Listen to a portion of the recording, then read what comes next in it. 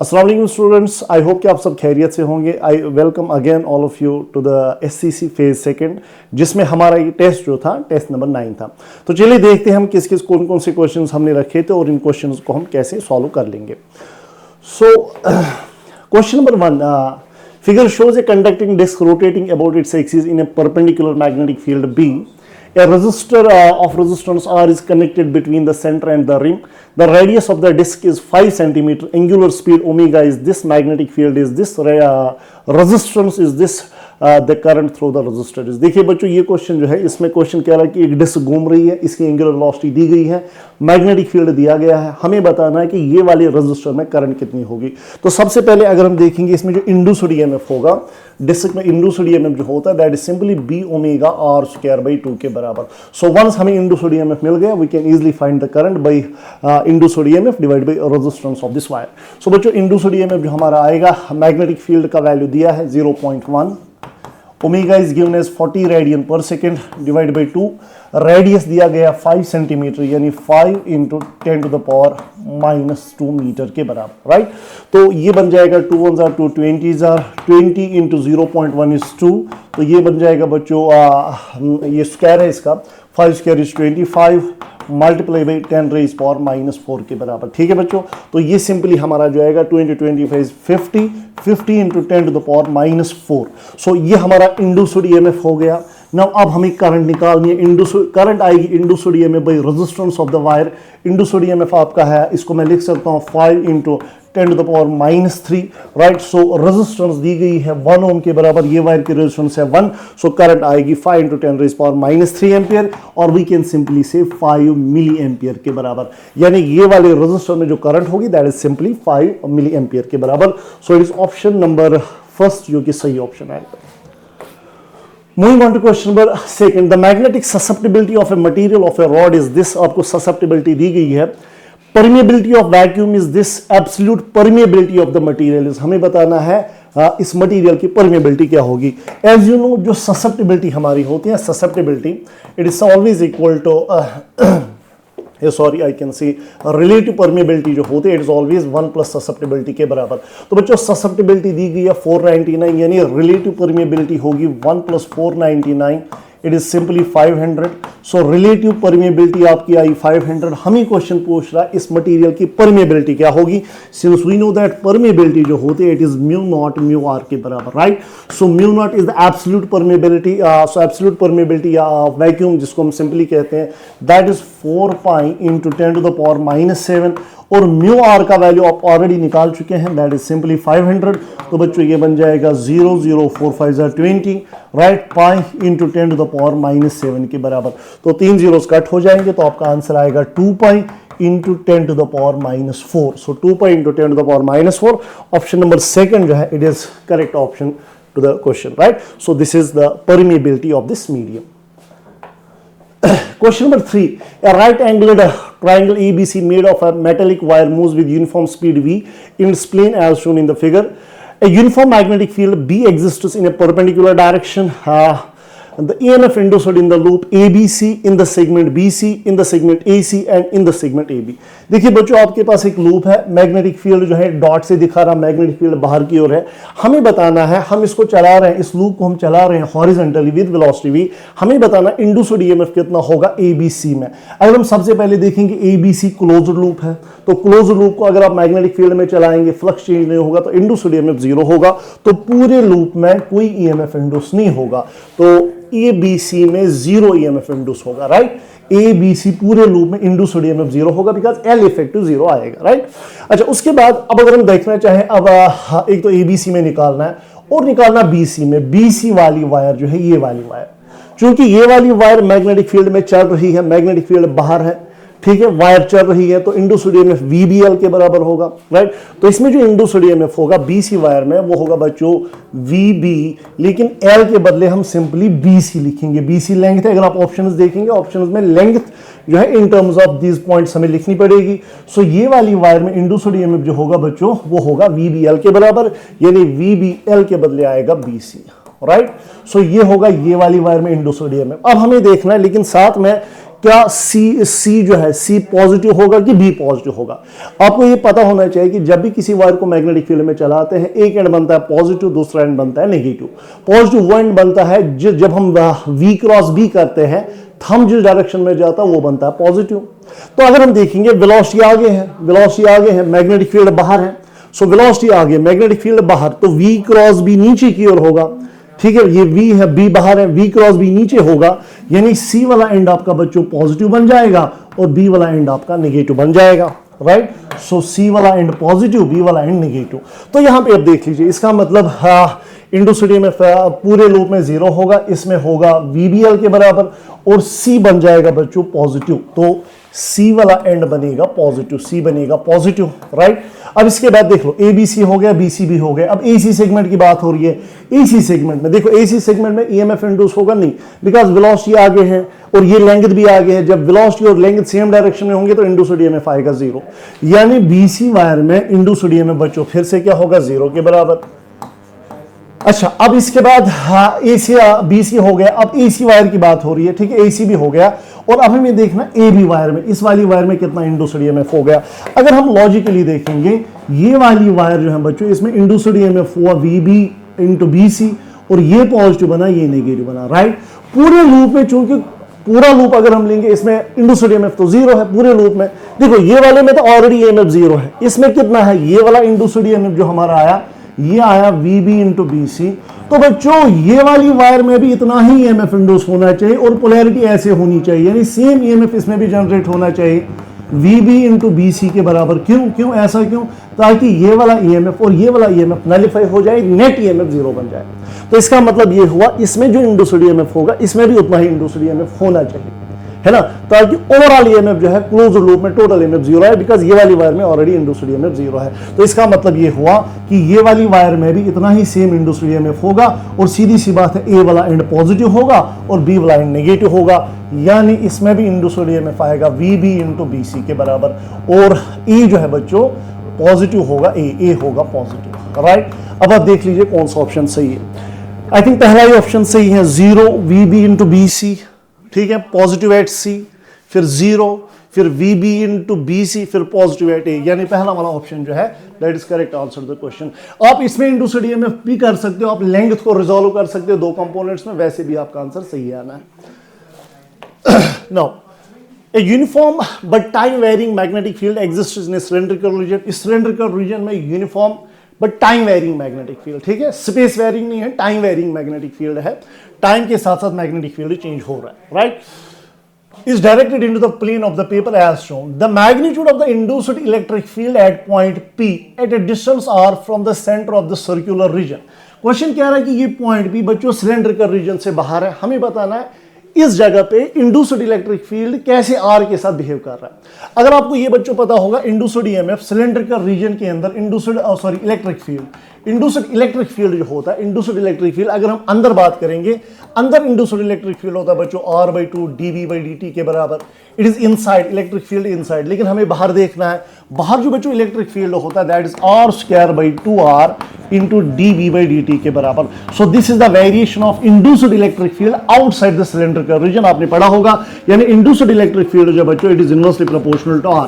ठीक है, it is induced electric field is inversely proportional to R। तो कौन सा ऑप्शन सही आएगा? जितना आप दूर भागेंगे इलेक्ट्रिक फील्ड का वैल्यू, इंड्यूस्ड इलेक्ट्रिक फील्ड का वैल्यू कम होगा, so it decreases as 1/r के बराबर। Moving on to question number 5. In the circuit shown, if the bulbs B1 and B2 are identical, हमें बताना अगर ये दो बल्ब्स आइडेंटिकल है तो चारों में से कौन सा ऑप्शन सही है। पहले अगर हम ऑप्शन देखेंगे, क्वेश्चन कह रहा है there brightness will be same, इन दोनों बल्ब्स की ब्राइटनेस सेम होगी। तो इसका मतलब अगर हमें चेक करना है ना किसकी ब्राइटनेस ज्यादा है, तो पहले हमें देखना पड़ेगा इसकी रेजिस्टेंस या रिएक्टेंस ज्यादा है कि इसकी रिएक्टेंस ज्यादा है। वोल्टेज तो दोनों को सेम मिल रही है कि नहीं। हम देखेंगे, हम जानते हैं कि जो करंट होती है बराबर वोल्टेज में रेजिस्टेंस या वोल्टेज में रिएक्टेंस। हम देखेंगे, देखो वोल्टेज तो दोनों बल्ब्स को सेम मिल रही है, हमें अब देखना है इस वाले ब्रांच का रिएक्टेंस ज्यादा है कि इस वाले ब्रांच का रिएक्टेंस ज्यादा है। तो हम पहले दोनों का रिएक्टेंस निकालते हैं। अगर हम इंडक्टर की रिएक्टेंस निकालेंगे, इंडक्टर की रिएक्टेंस XL होती है बराबर ओमेगा L। सो ओमेगा के बदले बच्चों आएगा 2πfL। राइट, सो ये बन जाएगा 2π। Frequency of the source is given as 50 and inductance is given as 10 milli henry, यानी 10 इंटू 10 टू द पावर -3 के बराबर। तो यहाँ पे बच्चों जब हम सॉल्व करेंगे 2 इंटू 50 इज 100, 100 इंटू 10 इज 1000, वो 1000 और 1000 खत्म हो जाएगा, राइट। यानी आपका आंसर पाई आएगा, यानी 3.14। It is the reactance of the inductor, यानी इस ब्रांच की ये रिएक्टेंस, राइट। अब ये वाले ब्रांच के रिएक्टेंस अगर हम निकालेंगे XC, जो कि होता है 1/ω/c के बराबर। सो 1/ω के बदले बच्चों आएगा 2πf इंटू c, तो ये बन जाएगा 1/2π। What is the frequency? That is again 50।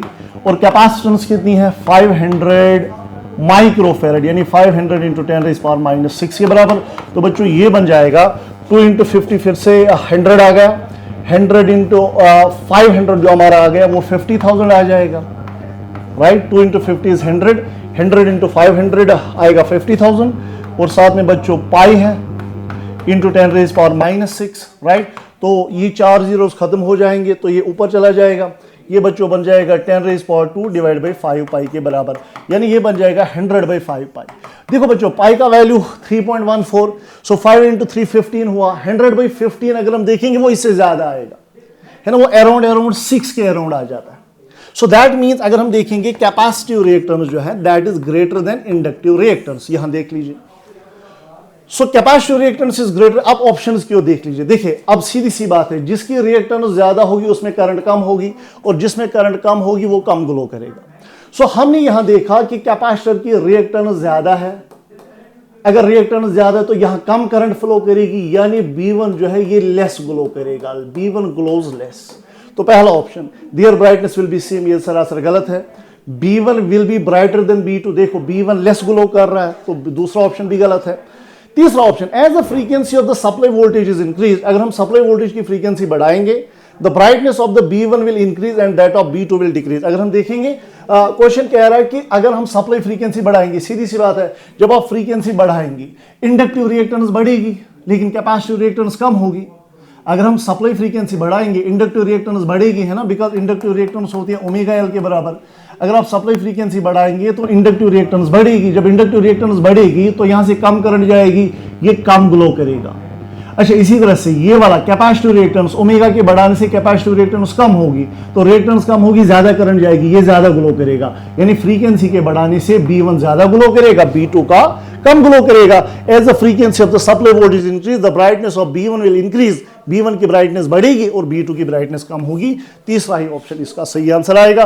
चौथा ऑप्शन देख लीजिए, only B2 will glow because the capacitor has infinite impedance, ये तो गलत है, ये DC के लिए होता है। Capacitor offers infinite reactance to the DC, but ये तो AC, it is AC source. So तीसरा ऑप्शन जो है तीसरा सही आएगा। Question number 6, a coil of area, coil का एरिया बच्चों दिया गया है। Area of coil is 500 centimetre square, that is simply 500 into 10 to the power -4 metre square, है ना, मैंने मीटर्स में कन्वर्ट किया। टर्न्स, नंबर ऑफ टर्न्स दी गई है, that is given as 100,000, sorry, is held perpendicular to the uniform magnetic field of 0.4 Gauss के बराबर। आपके पास एक कॉइल है, आपने मैग्नेटिक फील्ड को मान लो ऐसे रखा है, या डॉट मैग्नेटिक फील्ड आपने रखा है, magnetic field is perpendicular to the coil, right. और मैग्नेटिक फील्ड का वैल्यू जो है दैट इज 0.4 गॉस, ठीक है बच्चों। तो अगर हम गॉस को टेस्ला में कन्वर्ट करेंगे, ये बनेगा 0.4 इंटू 10⁻⁻4 टेस्ला। तो इसको मैंने टेस्ला में कन्वर्ट कर लिया। अब कॉइल को घुमाया जा रहा है 180 डिग्री पे, कॉइल को 180 डिग्री पे घुमाया जा रहा है, इतने टाइम में, टाइम भी दिया गया है, हमें बताना एवरेज इंड्यूस्ड ईएमएफ किसके बराबर होगा। तो बच्चों हम जानते हैं, अगर हम इनिशियल फ्लक्स निकालेंगे, इनिशियल फ्लक्स होगा BA कॉस, मान लो इनिशियली मैग्नेटिक फील्ड और प्लेन के बीच में, मैग्नेटिक फील्ड और नॉर्मल टू प्लेन के बीच में मान लो इनिशियली एंगल है 0, तो पहले कॉइल ऐसे है तो इनिशियल एंगल 0 होगा, फिर 180 घुमाएंगे, फाइनल एंगल 180 होगा। सो इनिशियल फ्लक्स होगा बच्चों BA cos 0, अगर n टर्न्स है तो NBA cos 0, तो इनिशियल फ्लक्स आपका आएगा NBA के बराबर, ठीक है, it is the initial flux.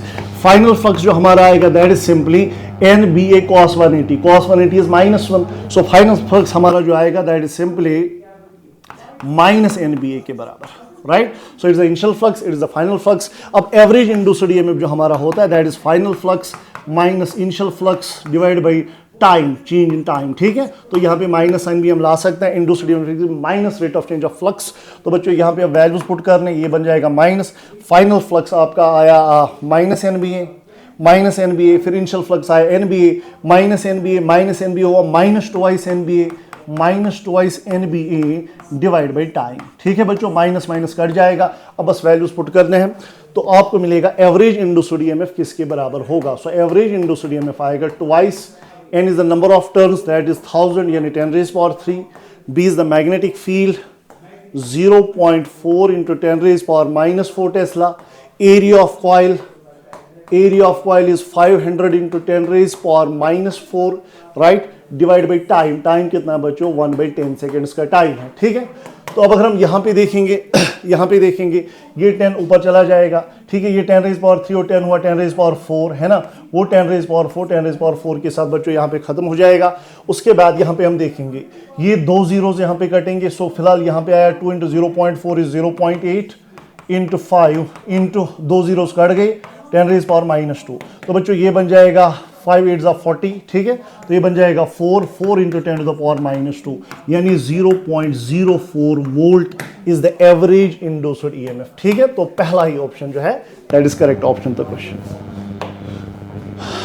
The direction of induced current in the loop, आपको बताना हर लूप में इंड्यूस्ड करंट की डायरेक्शन क्या होगी। सबसे पहली बात, मैग्नेटिक फील्ड इनवर्ड है, कॉइल बाहर जा रही है, तो इनवर्ड फील्ड कम हो रहा है, तो वो हमें कंपनसेट करना पड़ेगा, तो करंट क्लॉकवाइज चलेगी ताकि जो इनवर्ड फील्ड कम हो रहा है वो वापस आए। तो इसमें करंट जो इंड्यूस होगी दैट विल बी क्लॉकवाइज। अच्छा, यहाँ पे मैग्नेटिक फील्ड कहाँ है बच्चों, बाहर। जब कॉइल अंदर आएगी तो बाहर की ओर मैग्नेटिक फ्लक्स बढ़ेगा, है ना, तो वो कम करना है तो करंट क्लॉकवाइज चलेगी ताकि जो बढ़ रहा है मैग्नेटिक फील्ड वो कम, जो कॉज है उसको अपोज हो, है ना। जब कॉइल अंदर आएगी, देखो मैग्नेटिक फील्ड बाहर है, जब कॉइल अंदर आएगी तो बाहर की ओर फ्लक्स बढ़ रहा है, बाहर की ओर मैग्नेटिक फील्ड बढ़ रहा है। ठीक है, तो करंट को क्लॉकवाइज इंड्यूस होना पड़ेगा ताकि उसको अपोजिशन मिले, ताकि जो बढ़ रहा है उसको कम हो जाए, तो क्लॉकवाइज, तो यहाँ पे भी करंट क्लॉकवाइज चलेगी।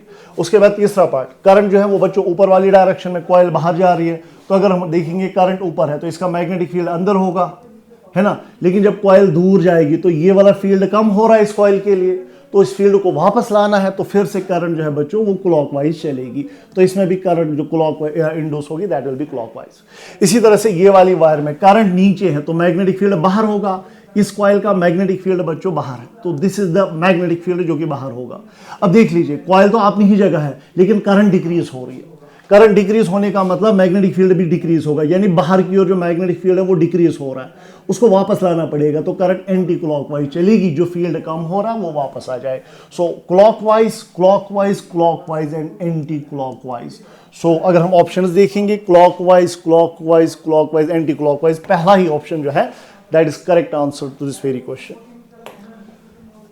8th, current through the battery, हमें बताना करंट थ्रू द बैटरी क्या होगी। Just after the switch is close, long after the switch has been close. तो बच्चों ये वाला क्वेश्चन आपको बस एक क्वेश्चन आपको बोनस मिलेगा, बिकॉज यहाँ पे ये सेंट्रल रजिस्टर मिसिंग है। और अगर अब हम ये सॉल्व कर लेंगे, लेट अस सपोज सेंट्रल वाला रजिस्टर जो है बच्चों वो 9 ओम है, बेसिकली ये मिसप्रिंट था, तो ये वाला क्वेश्चन आपको बोनस मिलेगा। लेकिन अब तब भी देख लीजिए कैसे हम इसको सॉल्व करेंगे।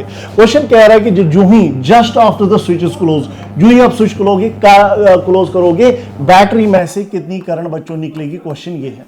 तो आपको ये पता होना चाहिए, जो ही हम इंडक्टर पे वोल्टेज इंप्रेस करते हैं वो ओपन सर्किट एक्ट करता है। ठीक है, तो जो ही हमने की क्लोज की तो इंडक्टर जो है ये बच्चों ओपन हो जाएगा, यानी ये इनर्शिया ऑफ करंट दिखाता है, ये अपनी करंट को चेंज होने नहीं देगा। इसमें करंट क्या थी, जीरो, ये चाहेगा कि मेरी करंट जीरो ही रहे कुछ देर के लिए। तो इसका ये मतलब है जो ही आपकी क्लोज करेंगे ये इंडक्टर जो है बच्चों ये ओपन हो जाएगा, ये अपने में करंट फ्लो नहीं होने देगा। लाइकवाइज ये वाला इंडक्टर भी ओपन हो जाएगा, ये अपने में करंट फ्लो नहीं होने देगा। तो इसका ये मतलब है कि करंट अब फ्लो करेगी ये डायरेक्शन में। और कितनी करंट फ्लो होगी, सिंपल सी बात है, करंट होता है वोल्टेज बाई रेजिस्टेंस, वोल्टेज बच्चों 18 वोल्ट है और रेजिस्टर बस ये वाला इंक्लूड हो रहा है, ना यहाँ से करंट जाएगी ना यहाँ से करंट जाएगी, रेजिस्टर ये वाला इंक्लूड हो रहा है। तो रेजिस्टर सिर्फ 9 लेंगे, 18/9 दैट इज 2 एम्पियर। तो ये पहले पार्ट का आंसर है, just after close the switch is close current drawn from the cell is 2 ampere. उसके बाद क्वेश्चन कह रहा है long after the switch has been close, जब स्विच आपने क्लोज किया बहुत टाइम के बाद, at is equal to infinity, जिसको हम स्टेडी स्टेट कहते हैं। तो स्टेडी स्टेट में ये इंडक्टर जो है बच्चों ये शॉर्ट एक्ट करता है, यानी it behaves like a zero resistance wire, यानी ये वाला इंडक्टर जो है बच्चों ये शॉर्ट हो जाएगा और ये वाला इंडक्टर भी शॉर्ट हो जाएगा। अब अगर हम देखेंगे जो बैटरी में से करंट निकलेगी बच्चों, यहां से भी करंट जाएगी, यहां से भी जाएगी, यहां से भी जाएगी, है ना, बिकॉज ये तो शॉर्ट हुआ लेकिन इस ब्रांच में रेजिस्टेंस है, ये तो शॉर्ट हुआ लेकिन इस ब्रांच में रेजिस्टेंस है, तो करंट यहां से भी जाएगी, यहां से भी, यहां से भी, तो ये 999 बच्चों पैरेलल में आएगा, 999 पैरेलल में 3 ओम हो गया। तो इसका मतलब अगर 999 पैरेलल में 3 ओम हो गया, करंट आएगा बराबर वोल्टेज बाई रेजिस्टेंस, वोल्टेज है 18 वोल्ट, रेजिस्टेंस है 999 पैरेलल में है तो 3, तो 6 एम्पियर, यानी 2 एम्पियर एंड 6 एम्पियर, यानी हाँ option number 2 and 6, option number 3 जो है that is correct option to the question.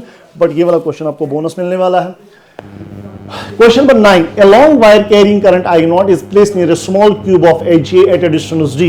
आपके पास एक लॉन्ग वायर है, आपने एक क्यूब रखा है सामने, हमें बताना है the magnetic energy stored in the cube, इस क्यूब में मैग्नेटिक एनर्जी कितनी स्टोर होगी। तो सबसे पहली बात आपको ये पता होनी चाहिए, एनर्जी डेंसिटी जो होती है, energy per unit volume, that is equal to B square by twice mu naught के बराबर। It is energy density, energy stored per unit volume, ठीक है। तो यहां पे अगर हम देखेंगे it is energy by volume, तो बच्चों यहां पे आएगा it is 1 by twice mu naught, तो इसका वॉल्यूम हमें लेना है। तो सबसे पहले देखेंगे इसका मैग्नेटिक फील्ड इस क्यूब के पास कितना है। तो लॉन्ग वायर की वजह से जो मैग्नेटिक फील्ड बच्चों हमारा होता है that is simply mu naught I by 2 pi A, but A के बदले डी आएगा, है ना, mu naught I by 2 pi D, but इसका लेना पड़ेगा square. So energy stored per unit volume, energy density जो है it is 1 by twice mu naught, ये बन जाएगा mu naught square I square divide by 4 pi square D square, right.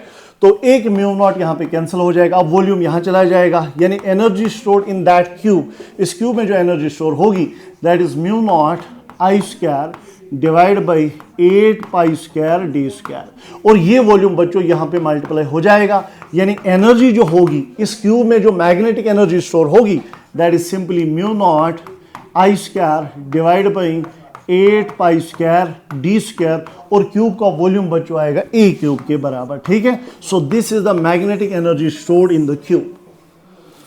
So which option is correct? It is mu naught I square A cube, mu naught I square A cube divide by 8 pi square D square, यानी पहला ही option जो है that is correct option to the question. देख लीजिए, when an alternating voltage of 220 volt is applied across a device P, आपके पास कोई डिवाइस है पी, ये अच्छा क्वेश्चन, एक अच्छा क्वेश्चन।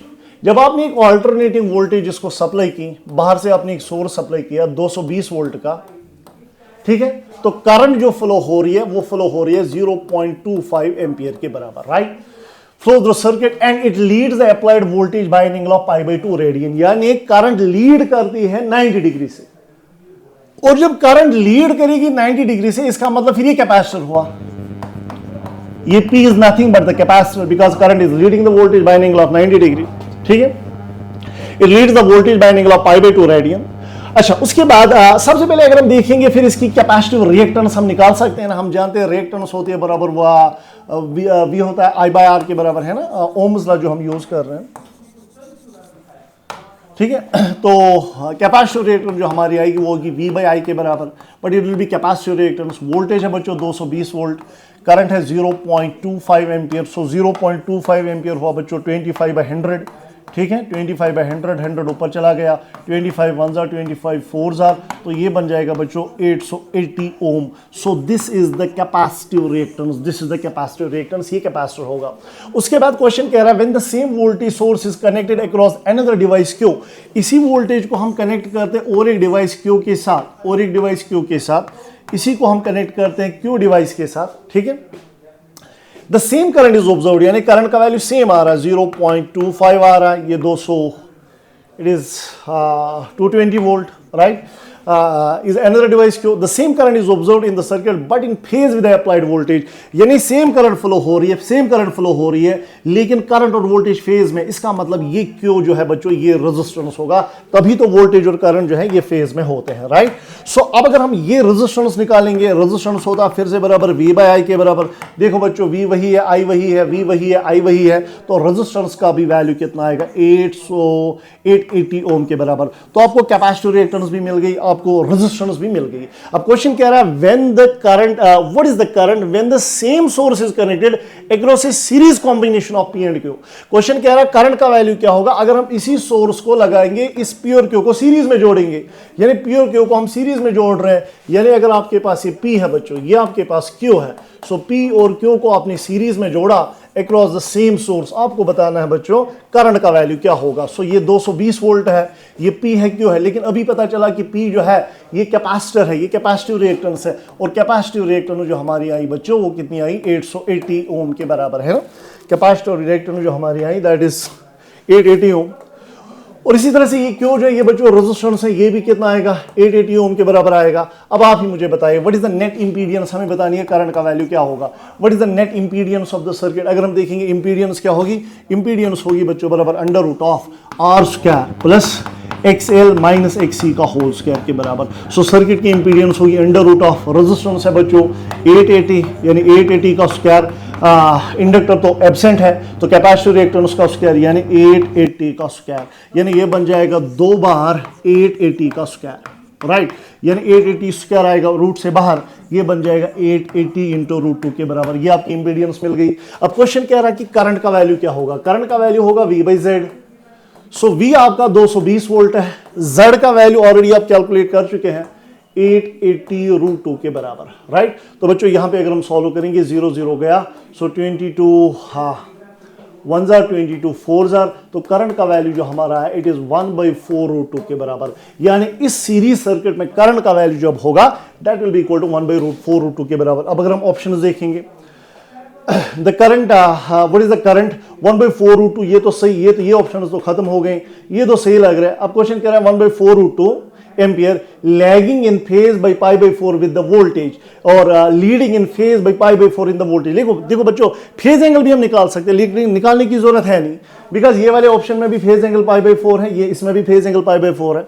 अब हमें सिर्फ देखना है कि करंट लीड कर रही है कि लैग कर रही है, सीधी सी बात है। ये एक तो कैपेसिटर है, दूसरा रेजिस्टर है, सो आरसी सर्किट है और हम जानते हैं आरसी सर्किट में करंट ही लीड करती है ना। तो इसका ये मतलब हुआ करंट जो आएगी that is 1/4 root 2 ampere, right. Lagging in phase with the voltage, current lag कर रही है, no 1/4 root 2 ampere leading in phase by π/4 with the voltage, यानी करंट जो है वो बच्चों लीड करेगी। तो दूसरा ही ऑप्शन इसका सही आंसर आएगा, बिकॉज ये आपका आरसी सर्किट है। अब जानते होंगे आरसी सर्किट में करंट ही वोल्टेज को लीड करती है, ठीक है। Current leads the voltage by angle of π/4। So option number second जो है it is correct option the question. Now question number 11, a copper rod of length L is rotated. आपके पास एक कॉपर रॉड है, वह है कॉपर रॉड। आपके पास बच्चों एक रॉड है, इसको हम घुमा रहे हैं, इसकी टोटल लेंथ दी गई है L, इसको हम घुमा रहे हैं अबाउट मिड पॉइंट के अबाउट हम घुमा रहे हैं। और क्वेश्चन परपेंडिकुलर मैग्नेटिक फील्ड, आपके पास मैग्नेटिक फील्ड दिया गया है, इस रॉड को हमने मैग्नेटिक फील्ड में रखा with constant angular velocity omega, इस रॉड को हम बच्चों ओमेगा से घुमा रहे हैं, right. So the induced EMF between the two ends, हमें बताना दो एंड्स के बीच में इंड्यूस्ड ईएमएफ क्या होगा, एंड ए और एंड बी। अगर ये बच्चों एंड ए है, ये एंड बी है, और मान के चलो ये पॉइंट जो है ये सी है, हमें बताना ए और बी के बीच में इंड्यूस्ड ईएमएफ कितना होगा। तो बहुत सारे बच्चे सिंपली लिखते हैं B omega L square by 2, जो कि सरासर गलत है। B omega L square by 2 में आपको एक पॉइंट आपको लेना पड़ता है जिस पॉइंट के अबाउट रॉड को घुमाया जा रहा है। तो रॉड को घुमाया जा रहा है इस पॉइंट के अबाउट। सो बच्चों इन पॉइंट्स के बीच में कितना पोटेंशियल डिफरेंस होगा, VCB, VC माइनस VB या VCB जो होगा, VC माइनस VB, इनको बीच में जो पोटेंशियल डिफरेंस होगा that is B omega L square by 2, L के बदले लेकिन L बाई 2, यहां से यहां तक की लेंथ L बाई 2, यानी B omega L square by 2, यानी ये बन जाएगा बच्चों B omega L square by 2 square is 4 4 2 8, यानी ये बन गया potential difference between C and B। इसी तरह से बच्चों अगर मैं C और A के बीच में पोटेंशियल डिफरेंस निकालना चाहूं, VC माइनस VA, बिकॉज जिस पॉइंट के अबाउट रॉड घूम रहे हैं ना वो हाई पोटेंशियल पे होता है, तो ये हाई पोटेंशियल पे होगा। सो VC माइनस VA जो हमारा आएगा दैट इज अगेन इसी तरह से यहां पे भी L बाई 2 आएगी लेंगे, यानी B omega L by 2 square divide by 2 के बराबर। तो ये भी आएगा B omega L square by 8 के बराबर। अब हमें क्या करना है, हमें निकालना है VA माइनस VB, हमें इन दो के बीच में पोटेंशियल डिफरेंस निकालना है। तो हमें VC माइनस VA मिल गया। हम कुछ नहीं करेंगे, इन दो इक्वेशंस को सब्ट्रैक्ट करेंगे, you will get the answer. अगर हम इनको सब्ट्रैक्ट कर लेंगे बच्चों तो क्या आएगा, ये बन जाएगा VC minus VB minus VC plus VA, right. तो राइट साइड वाली टर्म उसको सब्ट्रैक्ट करके 0 आएगा।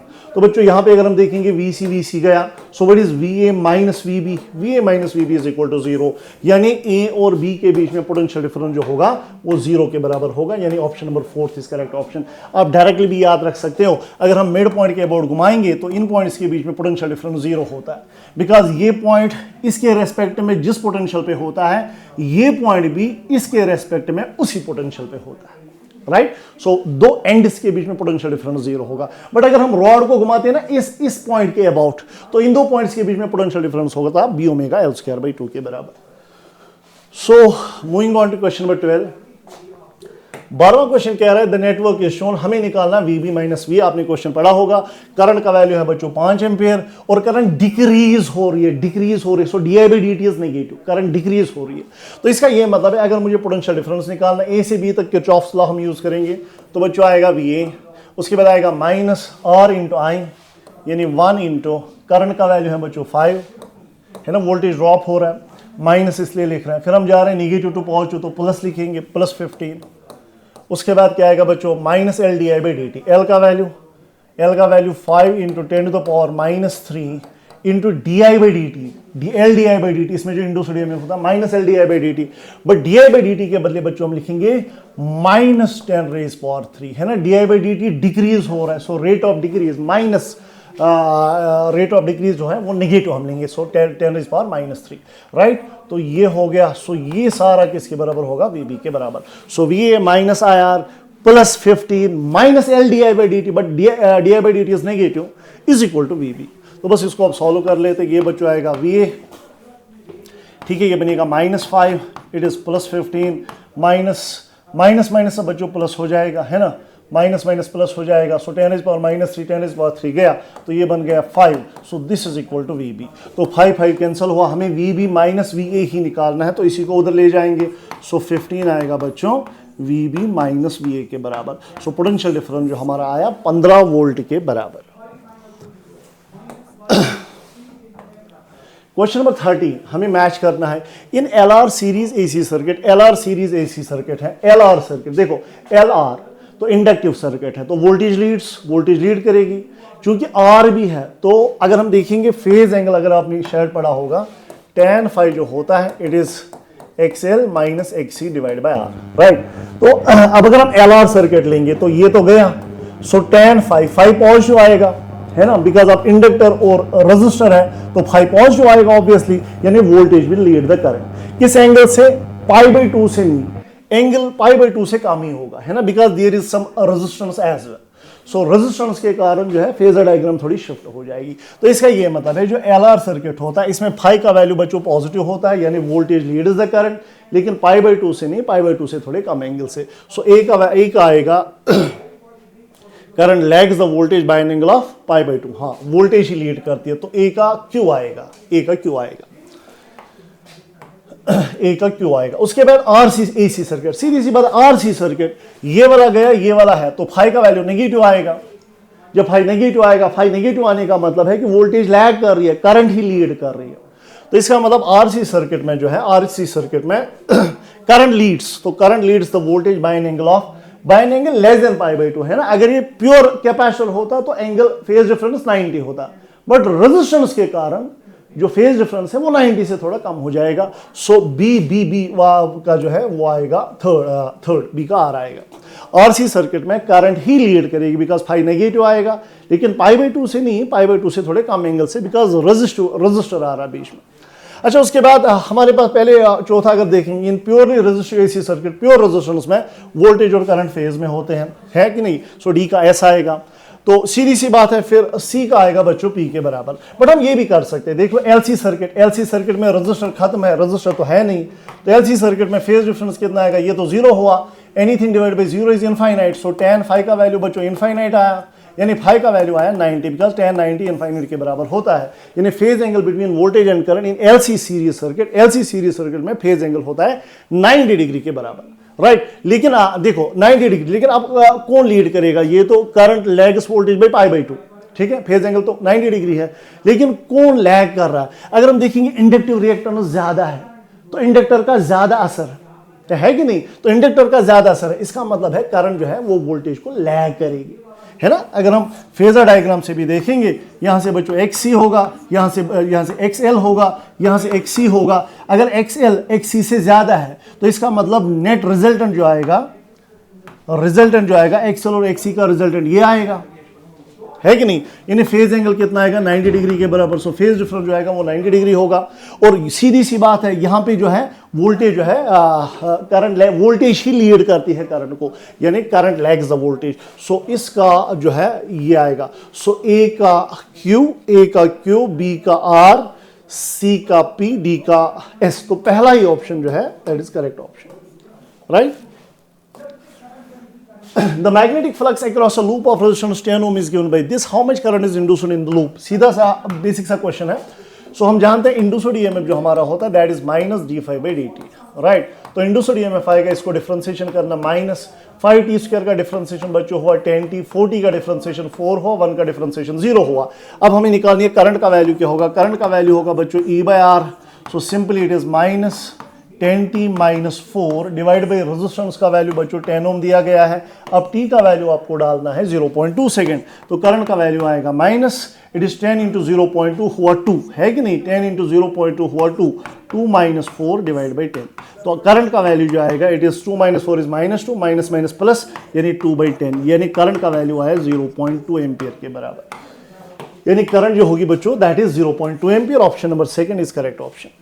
देखिए, in the circuit given below the AC source has voltage, this voltage ये है, वोल्टेज का पीक वैल्यू दिया है 20 ओमेगा दिया है सोर्स का। हमें बताना amplitude of current will be nearest to, हमें बताना करंट का वैल्यू क्या होगा, ठीक है, करंट का वैल्यू क्या होगा। तो सीधी सी बात है, करंट का वैल्यू निकालने के लिए हमें इंपीडेंस निकालनी पड़ेगी, यानी we have to calculate inductive reactance and capacitive reactance. So बच्चों सबसे पहले इंडक्टिव रिएक्टेंस किसके बराबर होगी? Inductive reactance XL, that is simply omega L। तो ओमेगा का वैल्यू बच्चों 2000 दिया गया है, इंडक्टेंस दी गई है 5 मिली हेनरी। सो 5 × 10⁻³ तो 3 जीरोज इसके साथ खत्म हो गए, 5 2 = 10। इंडक्टिव रिएक्टेंस आई 10 ओम के बराबर। इसके बाद कैपेसिटिव रिएक्टेंस हम निकालेंगे XC, that is simply 1/ωc, right. तो ये बन जाएगा 1/ω का वैल्यू बच्चों है 2000 और कैपेसिटेंस का वैल्यू है 50 माइक्रोफैरड, यानी 50 × 10⁻⁶, ठीक है। तो कैपेसिटिव रिएक्टेंस का वैल्यू जो हमारा आएगा, देख लो बच्चों, पहले ये 3 जीरोज और 4 जीरोज खत्म हो गए, तो 2 जीरोज बचे, वो ऊपर चला जाएगा 10⁻², है ना। 3 और 1 4 जीरोज खत्म हुए, तो 2 जीरोज बचे, ये ऊपर जाएगा 10⁻², डिवाइड में आएगा 5, यानी 100/5। तो इट इज 1/ωc। ओमेगा का वैल्यू है बच्चों 2000, कैपेसिटेंस है 50 माइक्रोफैरड। तो यहाँ पे 3 और 1 हुए, 4 जीरोस खत्म हुए, 10⁻² बचा। सो नीचे आएगा 2 5 = 10, है ना, 2 5 नीचे 10 आएगा। तो बच्चों 10² आपका 10 हो गया, यानी कैपेसिटिव रिएक्टेंस भी हमारी 10 आई।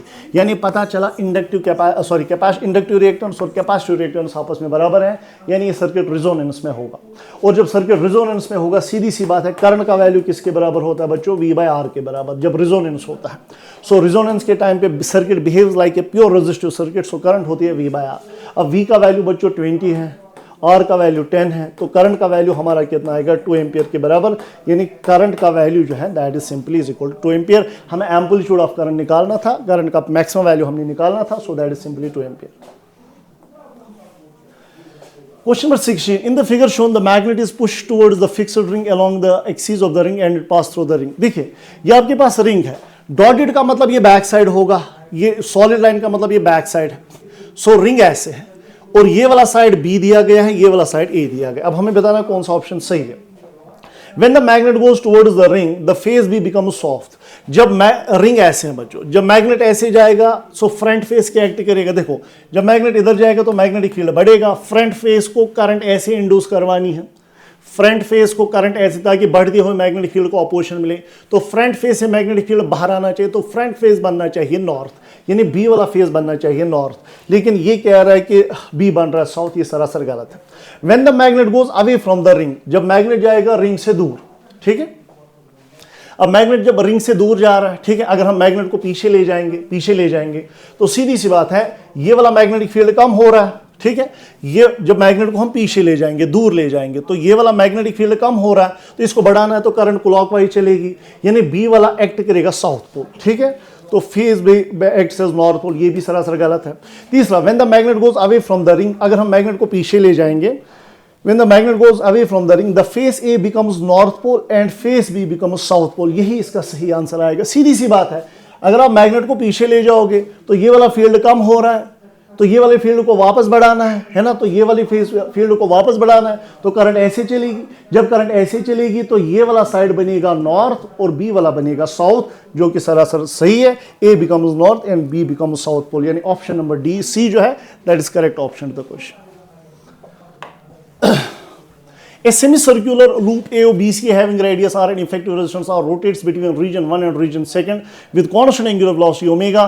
In the region 2 there exists a magnetic field perpendicular to the plane of the loop. Find the magnitude of induced current in the loop। देखिए बच्चों, आपके पास ये सेमीसर्कुलर लूप है, हम इसको ओमेगा से घुमा रहे हैं।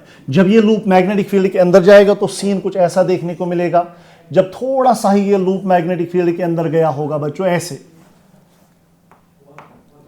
मान के चलो ये ऐसे गया है, मान के चलो ये स्मॉल एंगल डी थीटा अंदर गया है। ठीक है, तो अब मैं आपसे सोचना चाहता हूं, मैं आपसे ये कहना चाहता हूं कि ये एरिया कितना होगा, क्योंकि एरिया चेंज हो रहा है, लूप जा रहा है मैग्नेटिक फील्ड के अंदर, तो एरिया चेंज हो रहा है। एरिया चेंज होने से जो है ईएमएफ इंड्यूस होगा।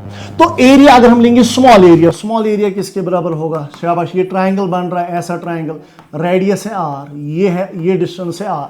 ठीक है, ये डिस्टेंस है, तो ट्राइंगल का एरिया आएगा 1/2 बेस इंटू ऑल्टीट्यूड। बेस है बच्चों ये आर, ठीक है, 1/2 बेस इंटू ऑल्टीट्यूड। सो ऑल्टीट्यूड आप ये बन जाएगा, this will become the altitude, है ना, ये स्मॉल सेगमेंट है, स्मॉल डिस्टेंस है। तो आप मुझे बताइए, हम जानते हैं ये अगर ये ऑल्टीट्यूड बनेगा, ये ऑल्टीट्यूड होगा किसके बराबर? R d theta. Length of arc is always equal to R d theta, यानी ये छोटा सा ट्राइंगल जो जा रहा है मैग्नेटिक फील्ड के अंदर, इसका एरिया होगा 1/2 बेस है आर और ऑल्टीट्यूड ये है आर डी थीटा के बराबर, राइट। तो एरिया आएगा 1/2 आर स्क्वायर डी थीटा के बराबर। It is a small area जो मैग्नेटिक फील्ड के अंदर चला गया। अब हमसे क्वेश्चन कह रहा है कि ईएमएफ कितना इंड्यूस होगा। हम जानते हैं इंड्यूस्ड ईएमएफ जो होता है that is always equal to d/dt of BA के बराबर। ठीक है, magnetic field perpendicular to loop है, थीटा 0 आएगा। So induced EMF is d/dt of BA के बराबर। तो बच्चों मैग्नेटिक फील्ड तो चेंज नहीं हो रहा, एरिया चेंज हो रहा है, dA/dt, राइट। तो अब कुछ नहीं करना है, हमें बस dA/dt करना है। स्मॉल एरिया का वैल्यू आपका जो है that is half of R square D theta, तो मैग्नेटिक फील्ड ऐसे ही है। डीए का वैल्यू जो है that is half of R square D theta, ये डीए का वैल्यू मैंने डाला, divide by dt, D theta by dt, rate of change of angular displacement that is called angular velocity omega, right. So D theta by dt के बदले बच्चों omega आएगा, तो ये बन जाएगा b, पहले ओमेगा ही लिखते हैं, R square by 2। So B omega R square by 2 is the induced EMF. लेकिन हमसे क्वेश्चन पूछ रहा है इंड्यूस्ड करंट का वैल्यू क्या होगा। ठीक है, तो इंड्यूस्ड करंट का वैल्यू क्या होगा? रेजिस्टेंस आर दी गई है, तो इंड्यूस्ड करंट जो होगी हमारी that is B omega R square divide by 2 R के बराबर, है ना। सो करंट होता है EMF by resistance, EMF by resistance. So which option is correct? It is B omega R square by 2 R, यानी ऑप्शन नंबर 2 जो है that is correct option the question. बहुत इंपॉर्टेंट क्वेश्चन है। A rod of length L is moved with velocity v in a magnetic field B as shown in the figure. The equivalent electrical circuit, इसका electrical circuit बताना है। देखिए rod को हम चला रहे हैं ऐसे, हम जानते हैं इंड्यूस्ड ईएमएफ जो होता है दैट इज सिंपली VBL के बराबर, motional EMF that is VBL के बराबर, है कि नहीं। लेकिन वेलोसिटी L को परपेंडिकुलर नहीं है, तो हमें वेलोसिटी का वो कंपोनेंट लेना है जो लेंथ को परपेंडिकुलर हो। सो वेलोसिटी अगर हम रिजॉल्व करेंगे, ये कॉस कंपोनेंट बनेगा, ऊपर वाला V sin थीटा यानी साइन कंपोनेंट बनेगा, तो वेलोसिटी का साइन कंपोनेंट लेना है। तो मोशनल ईएमएफ जो हमारा आएगा that is V sin theta BL के बराबर। So this is the motional EMF. अब देखना कौन सा एंड पॉजिटिव बनेगा, कौन सा एंड नेगेटिव बनेगा। तो सीधी सी बात है, हमने बच्चों पढ़ा है, हमें V क्रॉस B करना होता है, जहां से थंब जाएगा वो पॉजिटिव बनता है। तो V ऊपर है B अंदर है, V ऊपर B अंदर, सो V क्रॉस B इधर होगा, तो ये वाला एंड बनेगा पॉजिटिव, ये वाला एंड बनेगा नेगेटिव, यानी ये वाला एंड पॉजिटिव, ये नेगेटिव। सो ऑप्शन नंबर 3 जो है that is correct option of the question, BL V sin theta, this end becomes positive and that end becomes negative. So this was question number 18। Question number 19, if a direct current is equal to 1 ampere, आपके पास DC है, इसका current का value दिया है 1 ampere, is superimpose on an alternating current I is equal to B sine omega T, इसको हम इसके ऊपर बिठा देते हैं, इनको सुपर इम्पोज करवाते हैं, डीसी और एसी को एक दूसरे के ऊपर बिठा देते हैं, ठीक है। सो बी का वैल्यू बच्चों 4 एम्पियर दिया गया है, ठीक है, ये बी का value, what is the effective value of the resulting current in the circuit, हमें बताना है आरएमएस वैल्यू यानी इफेक्टिव वैल्यू क्या होगा। तो सीधी सी बात है, इनका एडिशन हो रहा है ना, अगर हम दो फंक्शंस को ऐड कर रहे हैं, इट इज बेसिकली करंट का वैल्यू जो हमारा आएगा it is I1 plus I2, I1 जो है A है, I2 क्या है B साइन ओमेगा टी, हमने DC को AC के ऊपर बिठा दिया, DC को AC के ऊपर बिठा दिया। अगर हम लॉजिकली भी देखेंगे, ये जब इसके ऊपर बैठेगा हर एक वैल्यू ऊपर शिफ्ट होगा, है ना, ये पूरा फंक्शन जो है it will get shifted up by this value. अब चलो हमें वहां नहीं जाना है, ये आपने SHMS में पढ़ा होगा। तो अब हमें बताइए करंट क्या होगी। सो A का वैल्यू बच्चों दिया गया है, A का वैल्यू है 1, B का वैल्यू है 4, it is 1 plus 4 sign omega T. अब हमें इसका आरएमएस वैल्यू निकालना, आपने शायद पढ़ा होगा, इफेक्टिव वैल्यू को आरएमएस वैल्यू भी कहते हैं, that is simply under root of 1 plus 4 square by 2, है कि नहीं, आपने पढ़ा होगा 1 square plus 4 square by 2। How to find the effective value, that is 1 plus 16 by 2, 16 by 2 is 8, root of 1 plus 8 is root 9, root 9 का value 3 है। तो आपका आरएमएस करंट जो आपका आएगा बच्चों दैट इज 3 एम्पियर। देख लीजिए, आपके पास क्वेश्चन है, क्वेश्चन कह रहा है कि आपके पास एक स्क्वायर लूप है, ये मैग्नेटिक फील्ड के अंदर है, इसका एक साइड दिया गया है, स्क्वायर लूप का एक साइड दिया गया है, ये भी और ये भी, इसकी लेंथ दी गई है 20 सेंटीमीटर के बराबर, राइट, और इसकी रेजिस्टेंस दी गई है 1 ओम के बराबर। चलिए ठीक है, इसको चलाया जा रहा है विद कांस्टेंट स्पीड V0, इसको हम कांस्टेंट स्पीड V0 से मान लो चला रहे हैं, इधर या इधर चला रहे हैं, ठीक है।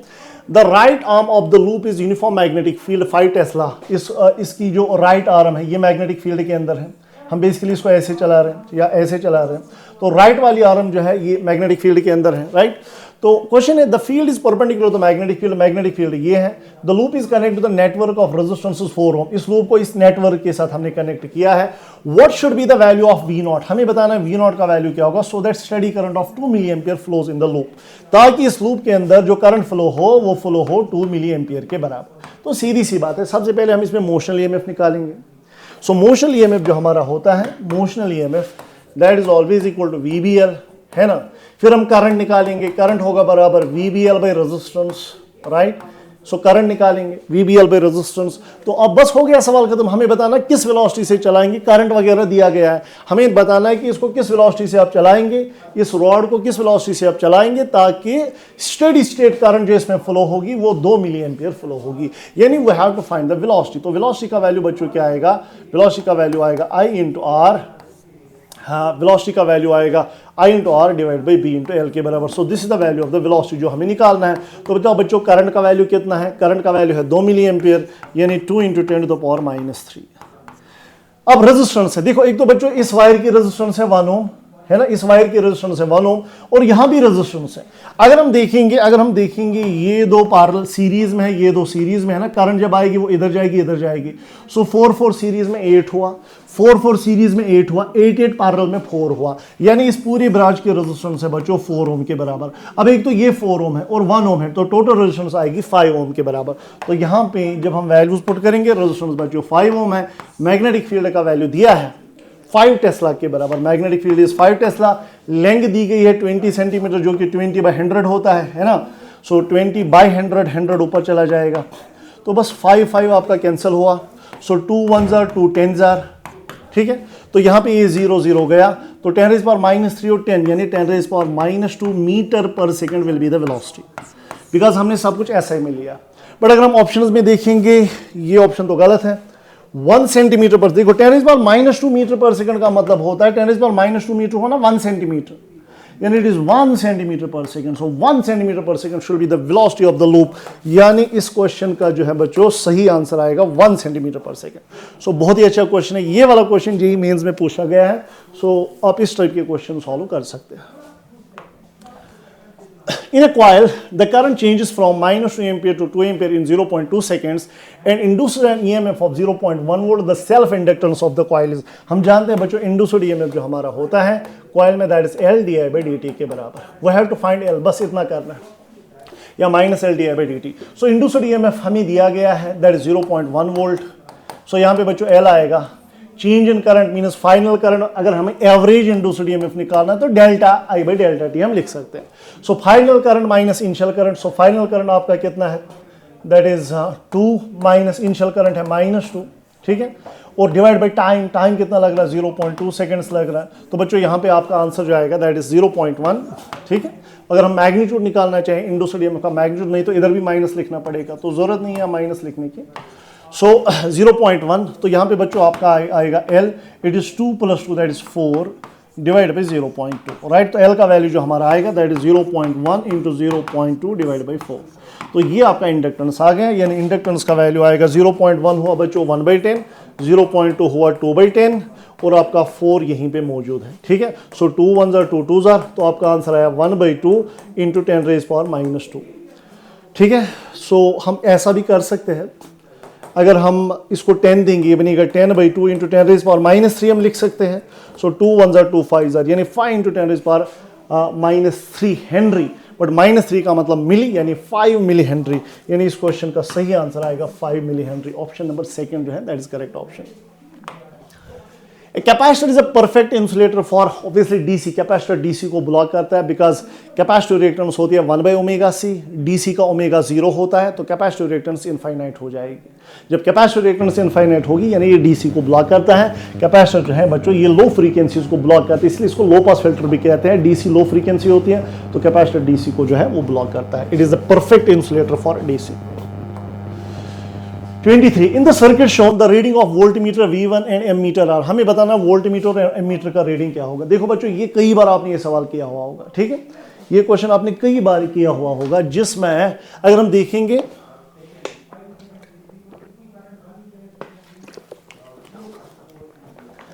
देखेंगे voltage across the inductor end voltage across the capacitor same है, तो ये रेजोनेंस कंडीशन है।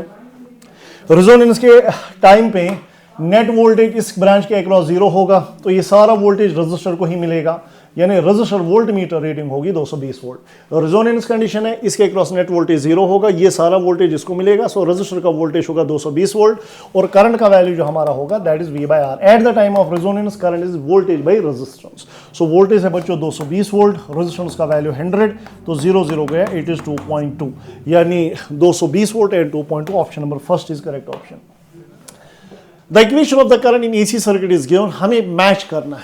सबसे पहले RMS value of the current क्या है, करंट का RMS वैल्यू क्या है, तो पीक वैल्यू है 4, RMS वैल्यू होगा 4/√2, सो 4/√2 IRMS जो हमारा होगा that is simply 4/√2, but options तो नहीं दिखा रहे, तो इसको √2 से अगर हम मल्टीप्लाई भी करेंगे डिवाइड भी कर लेंगे, सो मल्टीप्लाई भी कर लो, √2 से डिवाइड भी कर लो, ये बन जाएगा बच्चों 4√2 डिवाइड बाई 2, सो 2 1 ज़ा 2 2 ज़ा 4, सो RMS वैल्यू है बच्चों 2√2, RMS वैल्यू इज 2√2, तो A का सेकंड ऑप्शन आएगा। पीक वैल्यू 4 है, तो पीक वैल्यू 4 है। t=0 पे करंट का वैल्यू क्या होगा, जब आप t=0 डालोगे ये 0 बन जाएगा, है ना। करंट का वैल्यू t=0 पे क्या बनेगा, t 0 हो गया, ये बन गया 4 sin π/3, है ना, 4 sin π/3, तो 4 it is sin 60 and sin 60 is √3/2, सो 2 1 ज़ा 2 2 ज़ा 2√3, सो t=0 पे करंट का वैल्यू है 2√3, सो 2√3। फोर्थ फ्रीक्वेंसी ऑब्वियसली 50 हर्ट्ज होगी, जब इसको आप 2πf के साथ इक्वेट कर लोगे तो f का वैल्यू 50 आएगा, सो D का फर्स्ट आएगा, सो A का सेकेंड, सो मुझे लगता है पहला ही ऑप्शन है, A का सेकेंड, B का थर्ड, C का फोर्थ, D का फर्स्ट, सो पहला ही ऑप्शन सही है। ये बड़ा अच्छा क्वेश्चन है। In the given AC circuit when the switch is at position 1, जब स्विच पोजीशन 1 पे है, the source EMF leads the current by an angle of π/6, आपको फेज डिफरेंस दिया है। जब ये स्विच है तो ये सिंपली RL सर्किट हो गया, तो फेज एंगल दिया है π/6। अब क्वेश्चन कह रहा है now if the switch is at position 2, अब स्विच को पोजीशन 2 पे ले जाएंगे, हमें बताना करंट फेज एंगल कितना होगा। ऑप्शन देखो, हमें बताना फेज एंगल कितना होगा। तो सबसे पहली चीज, अगर हम इनिशियली फेज एंगल निकालेंगे, tan phi का वैल्यू जो हमारा होता है दैट इज सिंपली XL/R, है ना, बिकॉज इंडक्टिव सर्किट है। सो tan phi, हम tan phi का वैल्यू phi दिया π/6, यानी tan π/6 30 हुआ, ठीक है। तो XL का वैल्यू होता है बच्चों omega L divide by R, तो यहां से मुझे लगता है हमें R का वैल्यू मिलने वाला है, बिकॉज ओमेगा भी पता है L भी पता है, तो R का वैल्यू जो हमारा आएगा, ओमेगा कितना है, ओमेगा है बच्चों 1000 के बराबर। अगर आप सोर्स की फ्रीक्वेंसी चेक करोगे, इंडक्टेंस का वैल्यू है √3 मिली हेनरी, यानी √3 × 10⁻³ -3, ठीक है, divide by divide by tan 30, tan 30 नीचे चला जाएगा बच्चों, tan 30 राइट। तो रेजिस्टेंस का वैल्यू आएगा, ये खत्म हुआ, ये 30 है, √3 है, tan 30 हुआ 1/√3, √3 ऊपर चला जाएगा, यानी √3 इंटू √3 कितना आया 3, यानी रेजिस्टेंस है बच्चों 3 ओम के बराबर। देखो अब रेजिस्टेंस मिल गई। अब हम इसी सवाल में क्या कर रहे हैं, हम इस स्विच को इधर शिफ्ट कर रहे हैं। जब हम इसको इधर शिफ्ट करेंगे ये तो खत्म हो गया, अब कैपेसिटर वाला सर्किट सीरीज में आ गया है ना, आरसी सर्किट अब बन गया। तो आरसी सर्किट में फिर से अब हमें फेज डिफरेंस निकालना है, फेज एंगल निकालना है बच्चों। तो tan phi हमारा अभी किसके बराबर होगा, tan phi होगा XL माइनस XC/R, यानी माइनस XC/R, है कि नहीं, बिकॉज इंडक्टर तो अब है नहीं। तो बस अब हमें फेज एंगल निकालना है tan phi। Now what is XC, XC होगा 1/ωc, है ना, यानी 1/ωcR के बराबर। अब हमें बस वैल्यूज पुट करने हैं। तो tan phi का वैल्यू हमारा आएगा -1/ω का वैल्यू बच्चों है 1000, कैपेसिटेंस का वैल्यू है 1000/3, मगर माइक्रोफेरेड यानी 10⁻⁻⁶, और R अभी आप निकाल चुके हैं 3 के बराबर।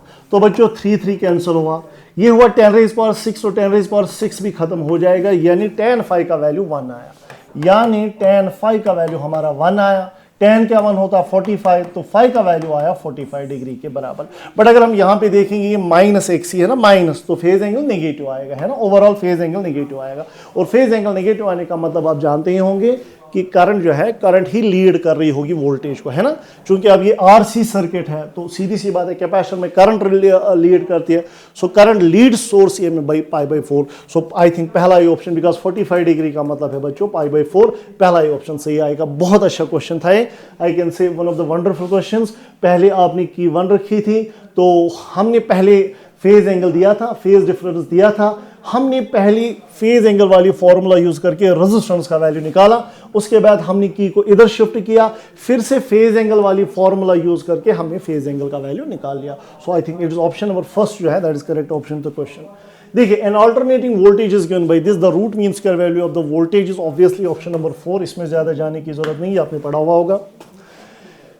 आपके पास एक कंडक्टर है ABOCD, ये वाला कंडक्टर आपको दिया गया है, ठीक है। मूव्स अलोंग द बाइसेक्टर, ये मूव कर रहा है अलोंग द बाइसेक्टर, यानी इस डायरेक्शन में मूव कर रहा है। मैग्नेटिक फील्ड का वैल्यू दिया गया है, इसकी वेलोसिटी दी गई है, इसकी वेलोसिटी दी गई है।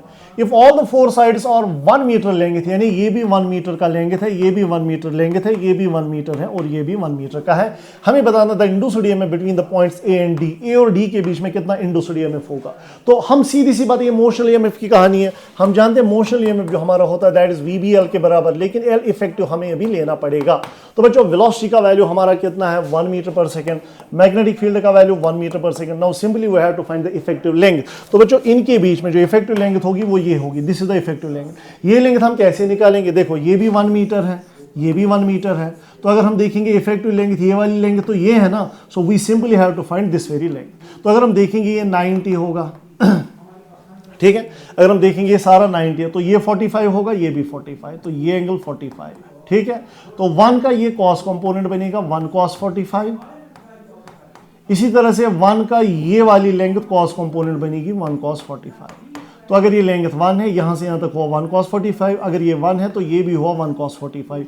ना इफेक्टिव लेंथ होगी 1 cos 45 प्लस 1 cos 45, जो कि हुआ 2 cos 45। सो एल इफेक्टिव के बदले हम लिखेंगे बच्चों 2 cos 45। तो यहाँ पे आपका आंसर जो आएगा that is 2, what is cos 45 1/√2। सो 2/√2 इस सवाल का सही जवाब है। बट यहाँ पे 1.41 आप जानते होंगे, अगर हम इसको √2 से मल्टीप्लाई भी करेंगे, √2 से डिवाइड भी कर लेंगे, ये बन जाएगा 2√2 डिवाइड बाई 2, 2 गया, आंसर आया √2, यानी √2 इज द आंसर। सो आपका मोशन एमएफ √2 है, √2 का वैल्यू 1.414 होता है, यानी ऑप्शन नंबर सेकंड जो है that is correct option. A step down transformer is used on 1000 volt line. आपके पास एक स्टेप डाउन ट्रांसफार्मर है, ये 1000 वोल्ट लाइन है, यानी इनपुट वोल्टेज है 1000 volt, to deliver 20 ampere at 120 volt at the secondary, यानी सेकेंडरी करंट जो है वो बच्चों 20 एम्पियर है और सेकेंडरी वोल्टेज 120 वोल्ट है। हमें बताना अगर एफिशिएंसी है 80%, हमें बताना current drawn from the line, यानी लाइन में करंट का मतलब है आपको प्राइमरी करंट निकालनी है, we have to find the current in the primary. हम जानते हैं बच्चों एफिशिएंसी जो होती है that is output power by input power. Efficiency दी गई है 80% के बराबर, यानी 80/100। आउटपुट पावर होगा V2I2, है ना, 120 × 20,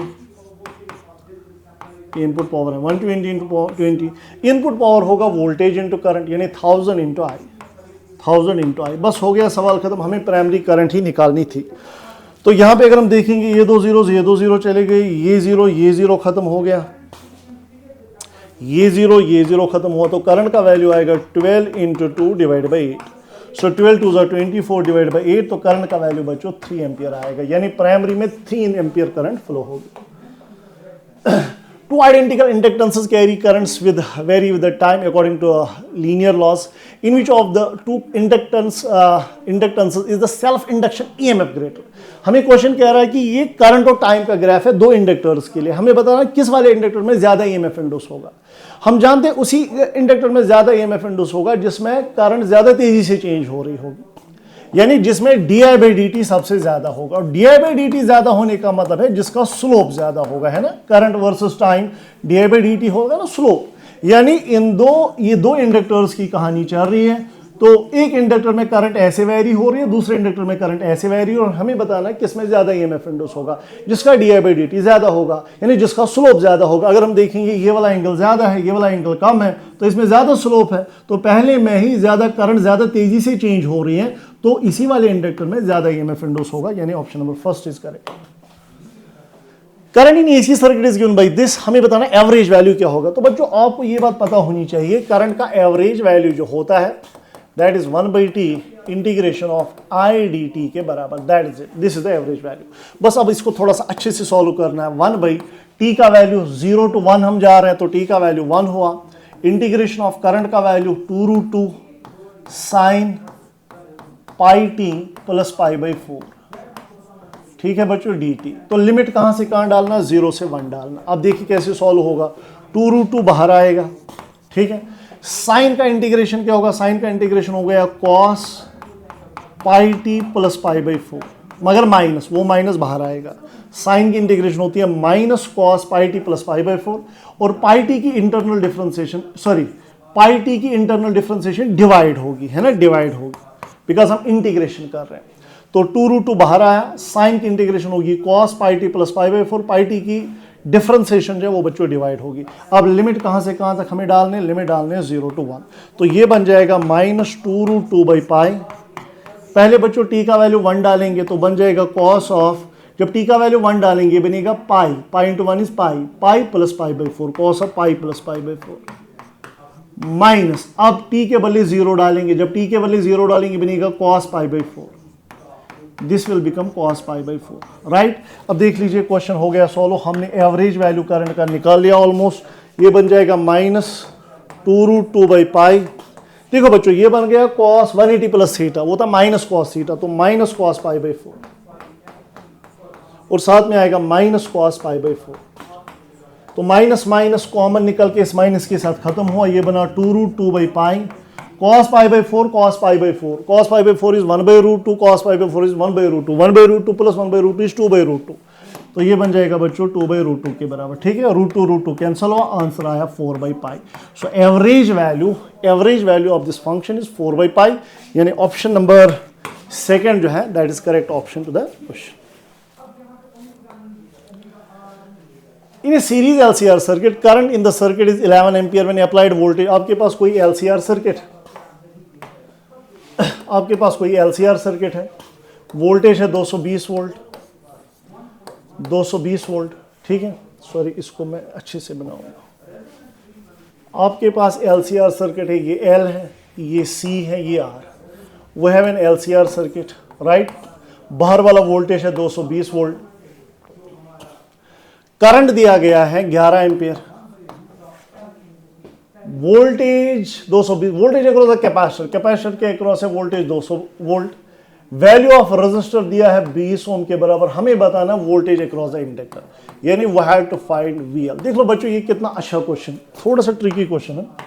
तो हम क्या करेंगे, अगर हम इंपीडियंस निकालेंगे तो Z किसके बराबर होता है, V/I, इंपीडियंस Z होगा बराबर V/I, V का वैल्यू है बच्चों 220, करंट का वैल्यू है 11, 220/11, तो यहां पे Z का वैल्यू जो आया 20 आया, यानी इंपीडियंस आई 20, यानी इंपीडियंस आई रेजिस्टेंस के बराबर। अब देख लो, और सर्किट की इंपीडेंस रेजिस्टेंस के बराबर तब होती है जब रिजोनेंस हो रहा हो, यानी ये सर्किट रिजोनेंस में है। और रिजोनेंस के टाइम पे हमें पता है voltage across the capacitor is equal to voltage across the inductor, तो इंडक्टर का वोल्टेज भी 200 वोल्ट होगा। सो ऑप्शन नंबर सेकंड है, that is correct option to question. तो सबसे पहले मैंने Z निकाला, Z आया 20 यानी इंपीडेंस आई रेजिस्टेंस के बराबर। जब Z और R बराबर आए यानी ये सर्किट रिजोनेंस में है, रिजोनेंस के टाइम पे voltage across the capacitor end voltage across the inductor same होते हैं, यानी अगर कैपेसिटर का वोल्टेज है 200, इंडक्टर का भी 200 होगा। 32 वोल्टेज एंड करंट आपको दिए गए हैं, हमें बताना पावर डिसिपेशन कितना होगा। हम जानते हैं पावर डिसिपेशन होता है V0 I0 by 2 cos phi, है ना।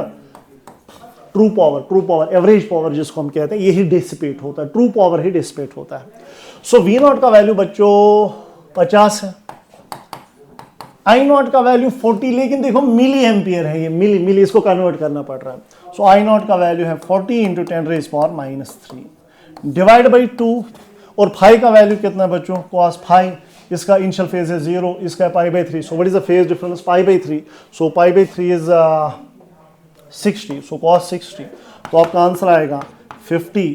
तो यहाँ पे अगर हम देखेंगे ये 0 कट गया, 5 4 20 × 10⁻⁻1 डिवाइड बाई 2, cos 60 का वैल्यू 1/2, ठीक है। तो ये बन जाएगा बच्चों 2 2 4 4 5 20 यानी 5 × 10⁻⁻1 यानी 5 डिवाइड बाई 10 यानी 0.5 watt। So 0.5 watt is the correct answer to the question. If I1, I3, I4 are the respective RMS values of time varying currents as shown in the figure, then identify the correct relation. ये I1, I2, I3, I4 जो है RMS value से, फिर आपको बताना है कौन सा रिलेशन सही है। तो जो आपने पढ़ा होगा इसका RMS वैल्यू होता है I0/√2, इसका RMS वैल्यू भी I0/√2 होता है over complete cycle, because it is full wave rectified output. इसका RMS वैल्यू भी I0/√2 होता है।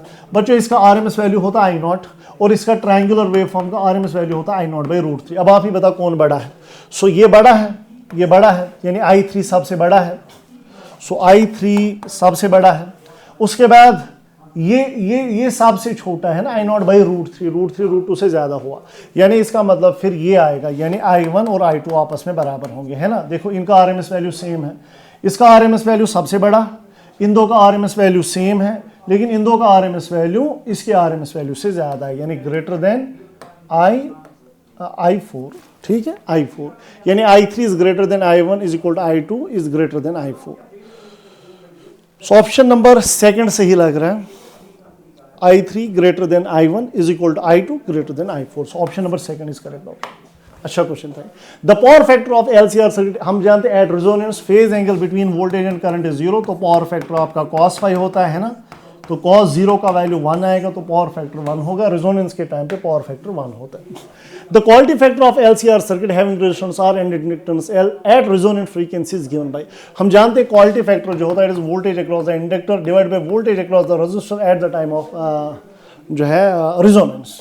So what is voltage across the inductor? I into XL. What is voltage across the resistor? I into R. I गया, so quality factor आएगा XL के बदले omega L divide by R, तो quality factor हमारा जो होता है omega L by R के बराबर होता है। One of the basic question जो आप एज्यूम कर सकते हैं। 36 for the series LCR circuit as shown what is the resonance frequency, हमें बताना है रेजोनेंट फ्रीक्वेंसी क्या है और RMS वैल्यू ऑफ करंट क्या होगा। तो बच्चों हमें रेडियन पर सेकंड में दिया, तो हमें रेजोनेंस एंगुलर फ्रीक्वेंसी बतानी, तो हम जानते हैं एंगुलर फ्रीक्वेंसी हमारी होती है 1/√LC के बराबर। सो रेजोनेंट फ्रीक्वेंसी हमारी होगी 1/√, what is the value of inductance 8 milli henry, 8 × 10⁻⁻3। What is the value of capacitance 20 microfarad, 20 × 10⁻6 के बराबर, ठीक है।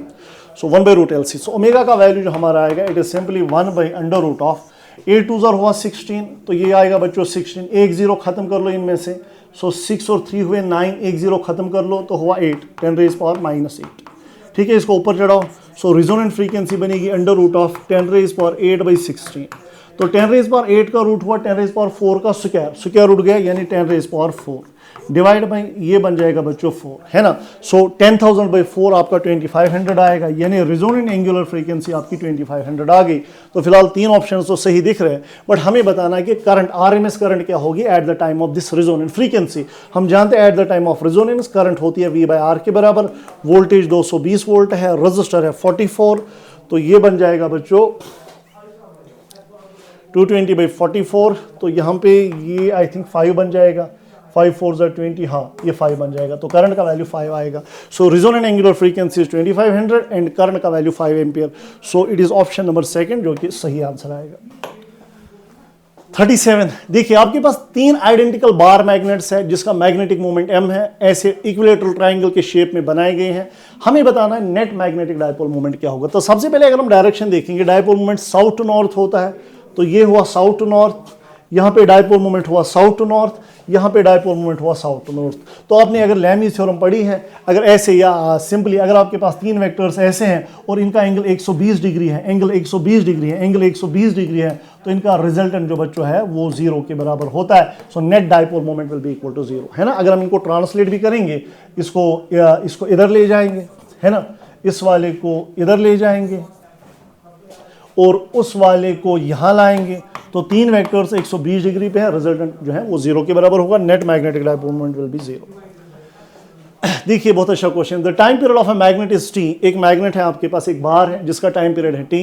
If it is divided in 4, पहले आपको पता होना चाहिए टाइम पीरियड ऑफ मैग्नेट का मतलब होता है 2.√I/mb, है ना। I is the moment of inertia, m is the dipole moment and b is the magnetic field। Time period t है जो कि 2.√I/mb होता है। अब हमने इसके 4 टुकड़े कर लिए, तो 4 टुकड़े करने से मैग्नेटिक डायपोल मोमेंट भी चेंज होगा, मोमेंट ऑफ इनर्शिया भी चेंज होगा। तो एक टुकड़े का डायपोल मोमेंट जो होगा, चूंकि हमने 4 टुकड़े की, एक टुकड़े का m/4 आपने ये पढ़ा हुआ होगा, हॉरिजॉन्टल कटिंग, वर्टिकल कटिंग, तो 4 पीसेस हो गए, एक पीस का डायपोल मोमेंट बच्चों m/4 हो गया, राइट। अच्छा, इसी तरह से अब लेकिन मोमेंट ऑफ इनर्शिया देखेंगे। सबसे पहले what was the moment of inertia, अगर मैं देखूंगा initially moment of inertia was ml²/12, है ना। अगर सेंटर के अबाउट आप इसको सस्पेंड करोगे तो मोमेंट ऑफ इनर्शिया ml²/12 होता है। तो इनिशियली अगर इसकी लेंथ हम l ले रहे हैं, ठीक है, तो मोमेंट ऑफ इनर्शिया बच्चों ml²/12 होगा। अगर आप सेंटर के अबाउट इसको घुमा रहे हैं या सेंटर के अबाउट इसको ऑसिलेट करवा रहे हैं, तो मोमेंट ऑफ इनर्शिया आएगा सिंपली ml²/12। अब हमने क्या किया, अब चूंकि 4 पीसेस हो गए, तो नए पीस का जो नया मोमेंट ऑफ इनर्शिया होगा, ठीक है, सो नया डायपोल मोमेंट m/4 हो गया। सो नया मोमेंट ऑफ इनर्शिया जो आएगा that is m/4, because mass अब m/4 हो गया, m/4 इंटू l², लेंथ भी हो गया, लेंथ हाफ होगी। अब देख लो, अगर टोटल लेंथ है l, एक पीस की लेंथ l/2 है, तो ये बच्चों आएगा l/2², है ना। फॉर्मूला यही है, बट मास के बदले m/4, लेंथ के बदले l/2 का स्क्वायर, डिवाइड में बच्चों आएगा 12। यानी नया मोमेंट ऑफ इनर्शिया आया m/4, ये बन गया l² divide by 2² is 4, 4 4 are 16, ये असल में आएगा 16 into 12। So this will be the new moment of inertia, ठीक है। अब देख लीजिए, अगर हम देखेंगे फाइनल मोमेंट ऑफ इनर्शिया और इनिशियल मोमेंट ऑफ इनर्शिया का रिलेशन क्या है। So final moment of inertia divide by initial moment of inertia हमारा किसके बराबर आएगा, तो या अगर हम देखेंगे ml²/12, ml²/12 ये है ना इनिशियल मोमेंट ऑफ इनर्शिया। सो नया मोमेंट ऑफ इनर्शिया आया, नया moment of inertia initial moment of inertia divide by 16, यानी I/16। तो ये इस छोटे से चौथे वाले पीस का ये मोमेंट ऑफ इनर्शिया।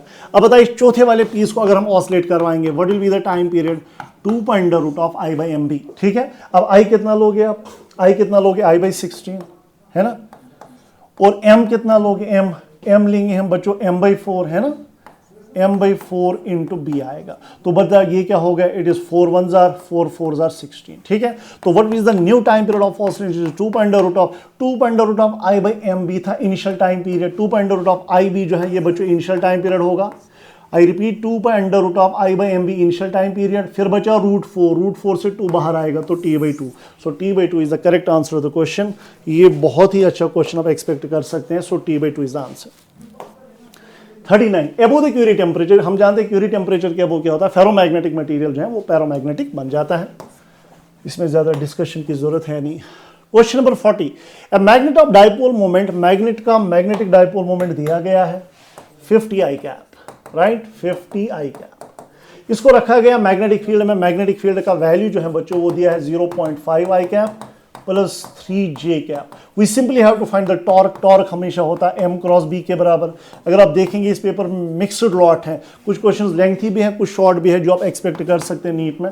तो m क्रॉस b करना है बच्चों, इसको m को b के साथ क्रॉस करना है। हम जानते हैं जब हम इसको इसके साथ क्रॉस करेंगे वो 0 आएगा, तो इनको क्रॉस करने की जरूरत है नहीं। अब इनको क्रॉस कर लेंगे, सो 50 इंटू 3, 50 इंटू 3 150 आ गया, और I क्रॉस j बच्चों k कैप के बराबर होता है। So this is the torque, 150 k cap is the net torque. So option number B जो है that is correct option to the question. 41. A bar magnet of length L and magnetic dipole moment F is bent in the form of an arc as shown. The new magnetic dipole moment is। देखो इस question को हम दो तरह से solve कर सकते हैं। एक तो जनरली डाइपोल मोमेंट होगा magnet pole strength into length, वैसे भी सॉल्व होगा, या शॉर्टकट एक फॉर्मूला भी हमारे पास है। अगर हम किसी रॉड को बेंड करोगे, नया डाइपोल मोमेंट हमारा जो होता है that is m sin theta by 2 divide by theta by 2। अगर आपके पास कोई सॉलिड रॉड है, आपने इसको बेंड करके आर्क बनाया, तो नया डाइपोल मोमेंट होता है m sin theta by 2 divide by theta by 2। तो m था इनिशियल डाइपोल मोमेंट, इसका क्या था, मान लो वो m ही था, ठीक है। अब हो गया थीटा, थीटा कितना है 60 डिग्री, यानी साइन 60 बाई 2 डिवाइड में बच्चों आएगा 60 बाई 2, राइट। तो ये बन गया m sine 30, sine 30 is 1 by 2, लेकिन इसको रेडियंस में लिखना पड़ेगा। 60 बाई 2 इज 30 और 30 होता है पाई बाई 6 के बराबर, यानी आपका आंसर आएगा m by 2 into 6 by pi. So 2 1 ज़ा 2 3 ज़ा, तो आपका आंसर आएगा 3m बाई पाई के बराबर। सो नया डाइपोल मोमेंट जो हमारा होगा that is 3m by pi, यानी ऑप्शन नंबर सेकंड जो है that is correct option to question. 42. The resonant circuit has half power frequencies. आपको पता होना चाहिए हाफ पावर फ्रीक्वेंसीज क्या होती है। अगर आपके पास हम रिजोनेंस कंडीशन यहाँ पे चेक करेंगे, आपके पास ये करंट और फ्रीक्वेंसी का ग्राफ है हमारा, तो ये रिजोनेंट फ्रीक्वेंसी होती है। यहाँ पे दो पॉइंट्स होते हैं जिनको हाफ पावर पॉइंट्स कहते हैं, F1 F2, ठीक है। हाफ पावर पॉइंट्स भी कहते हैं, हाफ पावर फ्रीक्वेंसी भी कहते हैं। इन पॉइंट्स पे पावर इन द सर्किट होता है P0 बाई 2 और करंट होती है I0 बाई √2 के बराबर। सो ये हाफ पावर पॉइंट्स होते हैं। अब क्वेश्चन हमसे पूछ रहा है क्वालिटी फैक्टर निकालो। देखिए हाफ पावर फ्रीक्वेंसीज आपको दी गई है F1 और F2, 64 एंड 81। तो आपको ये पता होना चाहिए रिजोनेंट फ्रीक्वेंसी जो हमारी होती है that is under root of F1 into F2 के बराबर। रिजोनेंट फ्रीक्वेंसी होती है square root of half power frequencies के प्रोडक्ट के बराबर। सो रिजोनेंट फ्रीक्वेंसी आएगी अंडर रूट ऑफ, बताइए पहली हाफ पावर फ्रीक्वेंसी कितनी है बच्चों 64, दूसरी फ्रीक्वेंसी कितनी है 81। तो 64 का रूट हुआ 8, 81 का रूट हुआ 9, 8 into 9 is 72।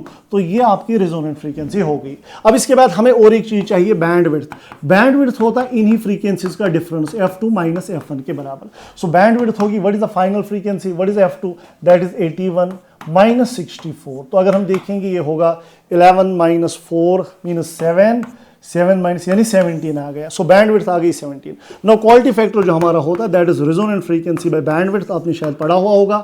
So resonant frequency हमारी बच्चों जो आई दैट इज 72, ठीक है। इसको F0 बाई बैंड विड्थ भी हम कह सकते हैं। सो 72 डिवाइड बाई 17, जब आप 72 को 17 से डिवाइड करोगे अराउंड ये 4 पॉइंट जो है 4.23 बन जाता है। एक बार चेक कर लीजिएगा, शायद यही बनेगा। 20 को अगर हम कर लेंगे 4 टाइम्स वो 80 हुआ, हाँ यही आएगा। सो it is 42। Question number 43। An angle AOB आपके पास एक वायर है, AOB वायर है, इस शेप में है। क्वेश्चन कह रहा है कि इसको चला रहे हैं मैग्नेटिक फील्ड में, मैग्नेटिक फील्ड दिया गया है। We simply have to find the induced EMF between the two free ends. हमें दो एंड्स के बीच में इंड्यूस्ड ईएमएफ निकालना है। टोटल लेंथ इसकी दी गई है 12, यानी ये भी L है और ये भी L है। हम इसको बच्चों ऐसे चला रहे हैं V से, तो हमें बताना है कि इंड्यूस्ड ईएमएफ क्या होगा। हम जानते हैं इंड्यूस्ड ईएमएफ जो मोशनल ईएमएफ होता है that is simply is equal VBL के बराबर, यानी हमें बच्चों L इफेक्टिव लेना पड़ेगा। सो V वेलोसिटी है, वेलोसिटी तो V ही है, मैग्नेटिक फील्ड B है। अब हमें बताना है L इफेक्टिव क्या होगा। तो L इफेक्टिव होगा इन दो पॉइंट्स के बीच में शॉर्टेस्ट डिस्टेंस, है ना। टोटल एंगल बच्चों थीटा दिया है, तो आधा एंगल होगा थीटा बाई 2, नीचे वाला आधा भी होगा थीटा बाई 2। अगर ये L है तो ये डिस्टेंस होगी L cos थीटा बाई 2, नहीं L sin theta by 2, sin theta by 2। क्यों, अगर ये L में है ये L cos थीटा बाई 2 हुआ और ये हुआ L sin theta by 2। Similarly ये लेंथ भी होगी बच्चों L sin थीटा बाई 2 के बराबर। अब आप ही बताइए what is the effective length 2L sin theta by 2। So effective के बदले हम सिंपली लिखेंगे 2L sin थीटा बाई 2, यानी जो मोशनल ईएमएफ हमारा होगा that is simply VB 2L into sine theta by 2। So VB 2L into sine theta by 2, option number third जो है that is correct option. 44। A coil with inductive reactance, आपको inductive reactance दी गई है XL 30 ओम के बराबर और impedance Z दी गई है। और सर्किट दिया गया है, वोल्टेज दी गई है, we have to find the phase angle between current and voltage. तो बच्चों हम सीधी सी बात है, क्योंकि आरएल सर्किट है, फेज एंगल जो हमारा होता है that is simply XL by R के बराबर, यानी कुछ नहीं करना है, हमें आर निकालना है। जेड दिया है, एक्सएल दिया है, तो we know that impedance Z जो होता है it is under root of R square plus XL square के बराबर। इंपीडियंस बच्चों दी गई है 50, सो 50 रूट को इधर ले जाओ, 50 स्क्वायर बनेगा। आर तो पता है नहीं, लेकिन एक्सएल का वैल्यू है 30, यानी 30 स्क्वायर, 50 स्क्वायर हुआ 2500, 30 स्क्वायर हुआ 900, तो ये रेजिस्टेंस आ गई, यानी रेजिस्टेंस आ गई हमारी, नहीं आर स्क्वायर रेजिस्टेंस स्क्वायर का वैल्यू हमारा आएगा 1600 के बराबर, ठीक है। यानी रेजिस्टेंस का वैल्यू जो हमारा आया वो आएगा रूट 1600 यानी 40। सो रेजिस्टेंस हमारी 40 आई, इंडक्टिव रिएक्टेंस है 30, रेजिस्टेंस है 40, तो डाल दीजिए फेज एंगल वाली फॉर्मूला में। सो tan फाई जो हमारा होगा बच्चे दैट इज एक्सएल है 30 डिवाइडेड बाई 40, तो 0 0 गया, tan फाई का वैल्यू हमारा आया 3/4। तो आपको पता होना चाहिए tan क्या 3/4 होता है, स्पेशल ट्रायंगल आपने पढ़ा होगा। तो अगर बच्चों ये 3 है, ये 4 है, ये 5 है, ठीक है, tan फाई 3/4, तो ये वाला एंगल आपको एक्चुअली निकालना है, tan phi 3/4 perpendicular by base, ठीक है। तो ये वाला एंगल जो होता है 3 के ऑपोजिट में 37 होता है, यानी tan क्या 3/4 होता है 37 डिग्री, आपने पढ़ा हुआ होगा। सो फेज डिफरेंस जो हमारा आएगा 37 डिग्री आएगा। ऑप्शन नंबर 4 जो है that is correct option the question. Finally last question हमारे सामने है, paramagnetic substance is in the form of A cube. आपके पास एक पैरामैग्नेटिक सबस्टेंस है जो क्यूब के फॉर्म में है, which is in the form of A cube, और इस क्यूब का एक साइड है 1 सेंटीमीटर के बराबर, ठीक है, 1 × 10⁻² मीटर के बराबर, has a magnetic dipole moment this, When a magnetic intensity of this is applied, its magnetic susceptibility हमें निकालनी। बहुत अच्छा क्वेश्चन है। तो सबसे पहले अगर हम लिखेंगे वॉल्यूम, वॉल्यूम होता है बच्चों L क्यूब के बराबर, लेंथ है 1 सेंटीमीटर यानी 1 × 10⁻² मीटर, इसका क्यूब करना है, यानी ये बन जाएगा 10⁻⁻6, तो वॉल्यूम आ गया, इसका वॉल्यूम हमें आ गया। अब देख लीजिए, आपने शायद ये सुना, आपने पढ़ा हुआ होगा, इंटेंसिटी ऑफ मैग्नेटाइजेशन जो होता है that is dipole moment induced per unit volume. So intensity of magnetization होगा, what is the induced dipole moment? Induced dipole moment है 20 × 10⁻⁶, और बच्चों वॉल्यूम जो है, वॉल्यूम भी 10⁻⁶ है, तो वॉल्यूम खत्म हो गया 10⁻, सो इंटेंसिटी ऑफ मैग्नेटाइजेशन हमारा 20 आ गया, राइट। अब हमें क्वेश्चन बता रहा है कि ससेप्टिबिलिटी क्या होगी। We know that magnetic susceptibility is always equal to I/H, intensity of magnetization divided by magnetic intensity। intensity of magnetization आपका 20 आया, magnetic intensity दी गई है कितना 60 × 10⁻³ के बराबर। तो बच्चों 0 0 गया, 2 1s are 2 3s are 6, answer आया 1/3 × 10⁻³ के बराबर। तो ऑप्शन चेक कर लेते हैं। ओके, ऑप्शन में हम ऐसा करेंगे, 10 इसको दे देंगे, ये बन जाएगा बच्चों 10/3, यहाँ पे आएगा 10⁻⁻⁴। 10/3 is 3.33, 3.33 × 10⁻⁴, so this will be the magnetic susceptibility, 3.33 × 10⁻⁴, यानी ऑप्शन नंबर फर्स्ट जो है that is correct option to this question. तो बच्चों यहाँ पे आपका ये सेशन कंप्लीट होता है। थैंक यू वेरी मच, मिलेंगे इंशाल्लाह अगले सेशन में, तब तक के लिए अस्सलाम वालेकुम।